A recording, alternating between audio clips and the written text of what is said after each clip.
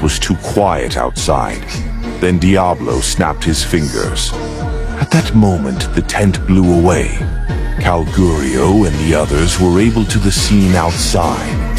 There was a pile of dead bodies. All the soldiers were dead as if they were sleeping. Yes, as if only their souls had been taken out.